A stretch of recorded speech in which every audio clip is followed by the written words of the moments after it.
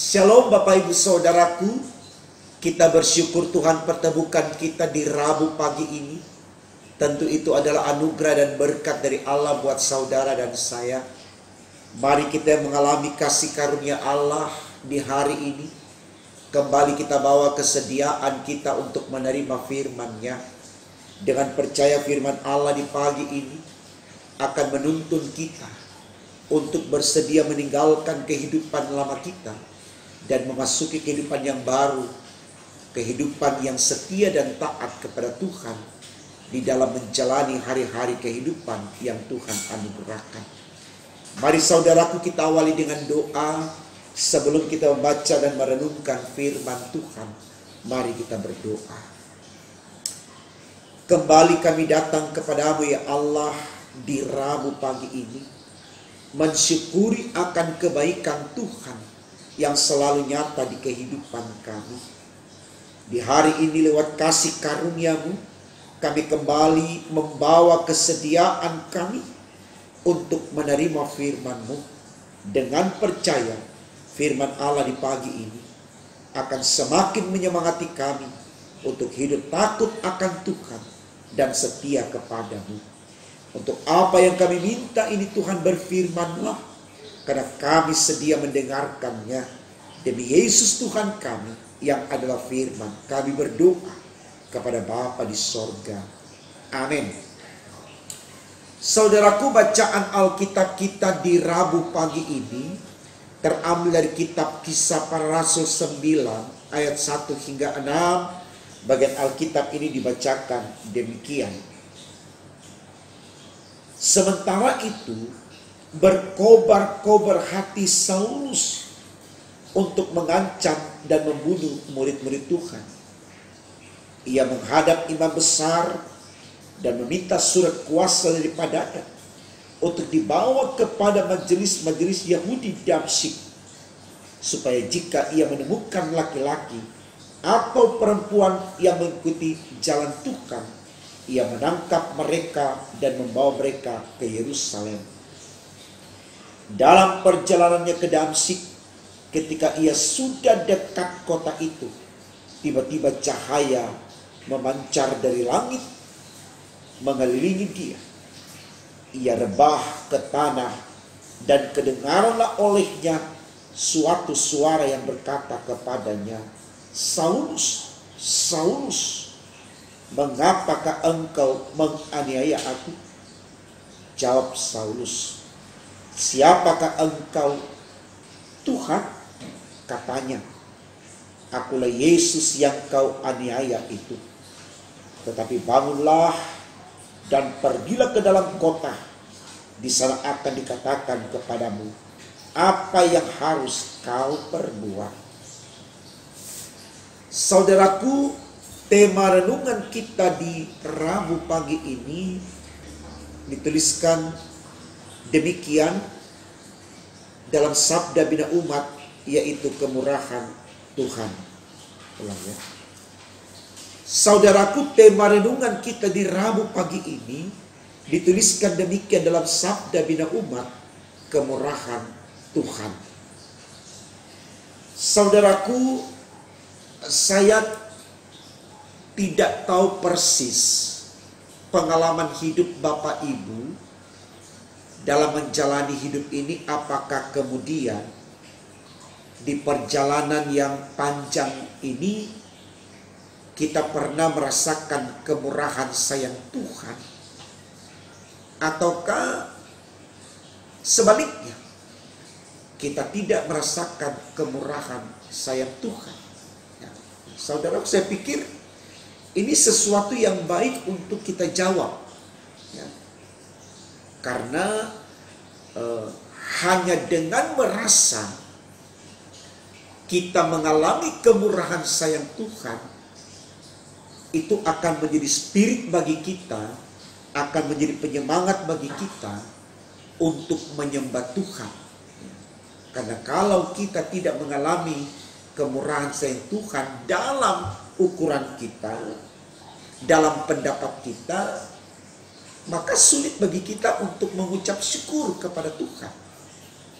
Apalagi untuk menyembah dan mengikuti apa yang dia inginkan. Ya, sekali lagi saudaraku, ini baik sekali untuk kita renungkan, karena ketika kita hadir sebagai anak Tuhan, ya, yang sudah dimateraikan di dalam nama Bapa, Putra, dan Roh Kudus pada waktu kita dibaptis, maka apapun kenyataan hidup yang kita alami di perjalanan yang panjang ini, kita tidak boleh berkata bahwa kita tidak mengalami kemurahan sayang Tuhan. Ya. Karena orang yang sudah dimateraikan di dalam nama Bapa, Putra, dan Roh Kudus adalah orang pilihan Tuhan. Orang yang dikhususkan Tuhan. Orang yang akan diselamatkan Tuhan. Jadi, jangan kita mengukur keadaan ekonomi kita mengukur status sosial kita dalam hidup ini, lalu bandingkan dengan orang lain yang tidak percaya kepada Tuhan, lalu kita katakan bahwa bagaimana mungkin saya mengalami kasih karunia Tuhan sementara keadaan ekonomiku jauh lebih sedikit daripada mereka yang tidak percaya kepada Tuhan. Bagaimana mungkin saya percaya kepada Tuhan sementara dalam kehidupan sosial saya tidak terhormat.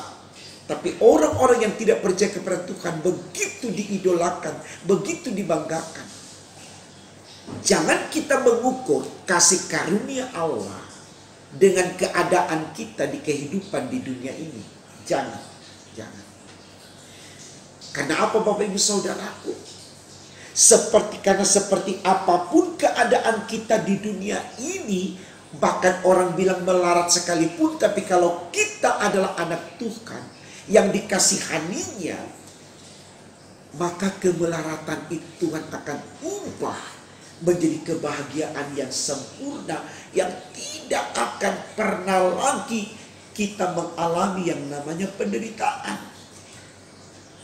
Karena kita dibawa ke surga, disitulah kita mengalami damai sejahtera Allah, kasih karunia Tuhan seperti yang tertulis di tema kita selama-lamanya. Apa arti kebahagiaan di dunia kalau sifatnya sementara? Bahagia dalam ukuran kita pun saudaraku, tidak kemudian kita tidak lagi mengalami yang namanya keresahan, kegelisahan, ketakutan. Jadi jangan kita bilang orang yang banyak tingkat ekonominya lebih tinggi daripada kita, lalu kita katakan bahwa hidupnya sudah perfect. Tidak Bapak Ibu Saudaraku. Sepanjang dia masih ada di dunia, hal-hal itu dia masih alami. Resah, takut, gelisah, was-was, putus asa, sakit, bahkan mati. Ya. Tapi anak-anak Tuhan kendati pun dia alami itu, Tuhan akan ubah nantinya dengan kebahagiaan yang sempurna. Jadi sekali lagi saudaraku, jangan kita mengukur kasih karunia Tuhan itu atau kemurahan Tuhan itu dari keadaan ekonomi kita atau status sosial kita. Jangan. Tapi dari berkat Allah yang akan kita terima, lebih dari harta benda, lebih dari pangkat, yaitu kehidupan yang kekal. Ini yang mau kita bangun saudaraku, supaya kita tidak akan pernah meninggalkan Tuhan yang sudah sangat mencintai dan menyayangi kita. Dan ini yang diinginkan oleh Allah saudaraku dalam hidup kita. Mari kita lihat Saulus dalam bacaan kita saudaraku. Judul bacaan kita ditulis Saulus bertobat. Bisakah kita bayangkan ya, mengapa Saulus meninggalkan kehidupannya lalu berpindah kepada Paulus, di mana ketika dia menjadi Saulus, dia berhak membunuh orang, dia merampas milik orang, dia memperlakukan orang semua yang dia inginkan, seperti yang diceritakan dalam bacaan kita. Tapi ketika dia menjadi Paulus, dia teraniaya secara batin, teraniaya secara fisik, dia dipenjarakan, dia diancam. Yang tadinya dia mengancam, sekarang dia diancam. Tapi karena Paulus sadar bahwa Saulus itu adalah kesia-siaan, sehingga dia tidak memikirkan keadaan ekonominya.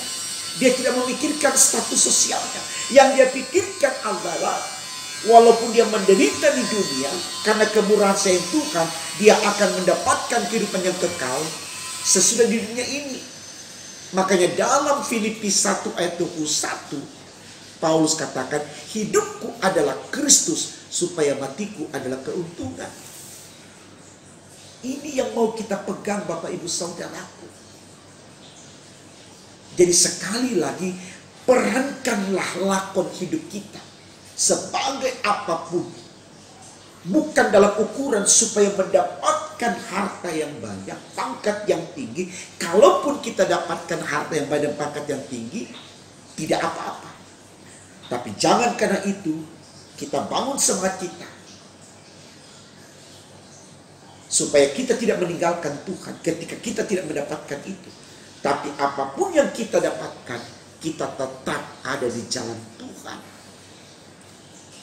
yang pada akhirnya Tuhan akan membawa kita kepada surga. Ini baik saudara untuk kita renungkan. Karena tidak sedikit orang yang meninggalkan Tuhan karena hanya merasa kalau dia ada di jalan Tuhan, dia akan mendapatkan sedikit dan dia tidak akan terhormat. Sementara saudara, sekuat kaki melangkah, mengais rezeki, mewujudkan damba, kita tidak akan pernah mendapatkan yang perfect. Selalu saya berkhotbah, bukan kita menyinggung seorang jenderal. Sangat beruntung dan sangat berbahagia kalau kita menjadi jenderal, dan itu tidak salah. Tapi ketahuilah, jenderal pun suatu ketika ada masa di mana dia dikatakan mantan jenderal, dan suasana hidup itu akan berbeda saudaraku. Tidak sedikit orang yang sudah mencapai tingkat paling tinggi ketika dia ada di masa di mana dia tidak diakui lagi, yang orang bilang kena pensiun, dia mengalami power syndrome. Ini berbahaya sekali. Dia kehilangan kendali, kehilangan semangat, tidak punya spirit. Dia mengutuki dirinya sendiri, dia menyalahkan dirinya sendiri, dan akhirnya dia mati sia-sia karena dia tidak pernah bersyukur. Ini yang harus kita pegang saudara, bahwa janji Tuhan sebagai anak Tuhan yang sudah dia materaikan adalah surga.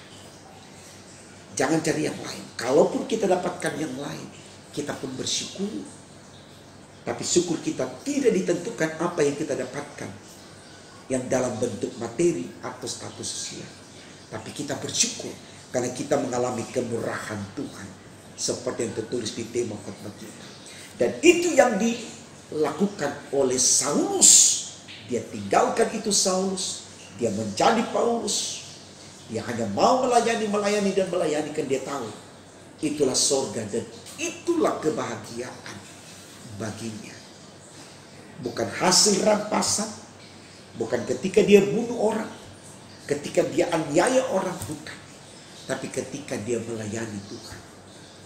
Mari saudara, kita jalani hidup hari ini, besok dan seterusnya hanya untuk mengabdi kepada Allah. Maka upahnya adalah surga, yaitu kebahagiaan yang jauh, kebahagiaan yang sangat sempurna, jauh melebihi kebahagiaan yang ada di dunia. Karena kebahagiaan di surga itu kekal adanya. Semangat untuk itu. Tuhan Yesus menyertai dan memberkati kita baik hari ini, besok, dan sampai selama-lamanya. Tuhan memberkati firman-Nya. Amin. Mari kita berdoa saudara. Tuhan Yesus, terima kasih Engkau sudah antar kami di hari ini. Kami sungguh bersyukur. Di hari ini kami diberikan pengertian kembali bagaimana kami harus membawa diri kami untuk sungguh-sungguh yakin dalam Tuhan.